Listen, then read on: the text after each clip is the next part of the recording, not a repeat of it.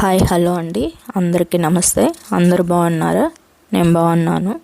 ఈరోజు మష్రూమ్ పులావ్ చూద్దాం రండి. ఫస్ట్ వచ్చి స్టవ్ వెలిగించేసి స్టవ్ మీద డేక్షా పెట్టేసి అందులో 2 టేబుల్ స్పూన్ల ఆయిల్, 2 టేబుల్ స్పూన్ల నూనె వేసేసి మొత్తం హోల్ గరం మసాలా అన్నీ వేసేసి కొంచెం బాగా చిటపటలాడేలాగా వేగాలి. తర్వాత కాజు వేసి కొంచెం ఎర్రగా వేగాలండి.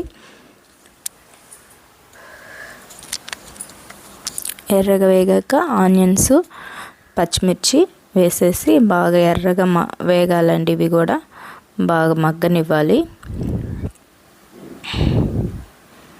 తర్వాత అల్లం వెల్లుల్లి పేస్ట్ వేయాలి 2 టేబుల్ స్పూన్లు.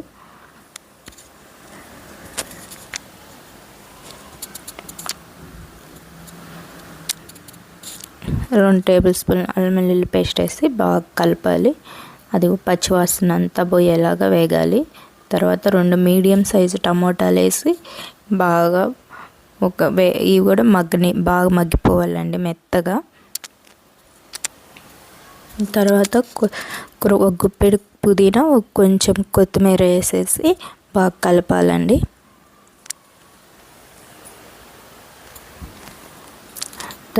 తర్వాత కొంచెం సరిపడంత కారం, సాల్ట్, కొంచెం 1 స్పూన్ పసుపు,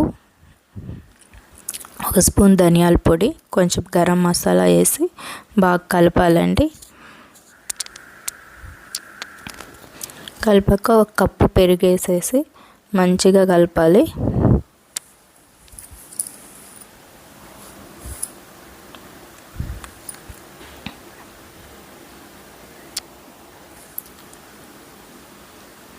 తర్వాత బాగా మగ్గాక ఇప్పుడు మష్రూమ్ వేసేసి బాగా కలపాలండి.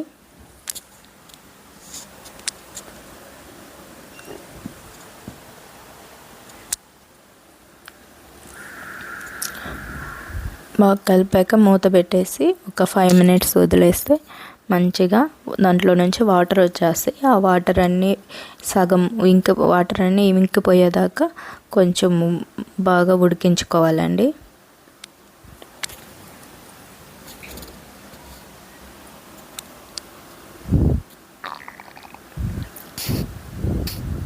తర్వాత ఆ మటర్ వేసేసి, ఈ ఫ్రోజన్ మటర్ అండి, ఫ్రోజన్ మటర్ తెచ్చి వేసేయండి. మీ దగ్గర ఫ్రెష్ ఉంటే స్టార్టింగ్ వేయండి టమాటాలు వేసినప్పుడు. ఇవి ఫ్రోజన్ కాబట్టి నేను లాస్ట్లో వేసాను. తర్వాత వచ్చి ఇప్పుడు ఎసరు పోసుకుందాము.